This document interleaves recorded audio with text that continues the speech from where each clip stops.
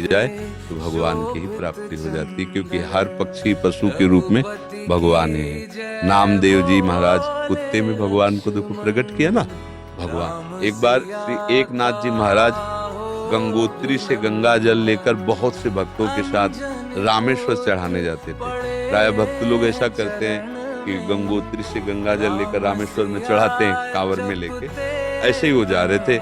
जब रामेश्वर जी के पास पहुंचने वाले थे तो देखा एक गधा प्यास से तड़प रहा है, मतलब ऐसा दिखाई दे रहा है। तो उन्होंने विचार किया कि रामेश्वर जी में तो सब जल चढ़ाते हैं और ये प्यासा इसे कोई पिलाएगा। गंगोत्री से लाए थे रामेश्वर जी के लिए, नजदीक गए और गोद में गधे का सर लिया, हर हर महादेव का पूरी गंगा जल ये ही गंगा जल पिया। तो और जो साथी थे सब हंसने लगे, यार मतलब इतनी मेहनत करके वहां से लाए और पास ही आ चुके थे रामेश्वर को, वहां नहीं चढ़ा, एक गधे को पिला दिया।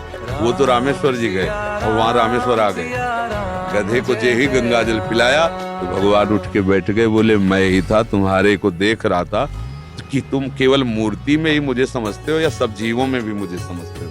तुम्हारी इस दया से मैं द्रवित होकर यही प्रकट हो गया, क्योंकि कण कण शिव है, तो एक गधे से ही भगवान प्रकट हो गए। तो पशु पक्षियों की सेवा भगवान की सेवा, पर अभिमान न करे, भाव ऐसा रखे कि भगवान ने मुझे ये सेवा दी है और सेवा लायक बनाया है बस, और इसका प्रचार प्रसार नहीं करें। प्रचार प्रसार करने से सेवा का जो सुकृत होता है वो नष्ट हो जाता है। जैसे आप यार मित्रों से और बहुतों से हम तो ऐसा करते हैं, मतलब ये बात जैसे आप संत से या गुरुजनों से कहे तो बात अलग होती है, बस इसके बाद अगर कोई कहे भी कि सुना है कि आपने पक्षियों की बहुत सेवा करते हो, अरे हम अपनी ही सेवा नहीं कर पाते पक्षियों की क्या, मतलब उसे हमें दबाना है। हमसे पाप बन जाए तो कह देना है, पुण्य बन जाए तो छुपा लेना है, पर अपने लोग उल्टा करते हैं। पुण्य बनेगा तो पोस्टर छपवा देंगे और पाप बनेगा तो कसम खा लेंगे कि किया ही नहीं है। यही हमारी दुर्गति का कारण है। अगर हमसे कोई गलती हो गई तो कोई पूछे आपसे गलती वहां हो गई, अब दंड मिले तो वो नष्ट हो जाएगा।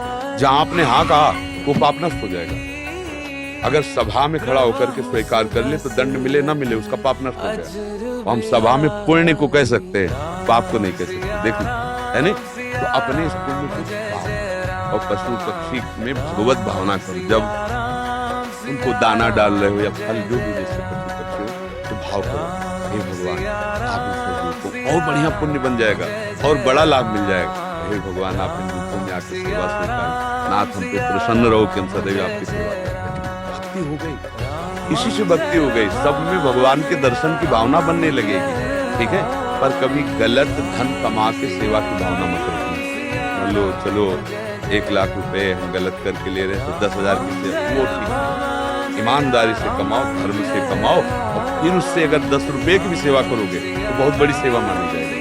10 करोड़ सेवा बेईमानी से तो तुम्हारे लिए बिल्कुल बेकार है। और 10 रुपए गरीब की 1 रोटी जितना पुण्य देगी ना, राजा का उतना पूरा धन का खजाना नहीं, क्योंकि वो मेहनत से करके और 4 रोटी में 3 में परिवार चलाया, अपने हिस्से की दे दिया दूसरे को, बहुत बड़ा दान हो गया।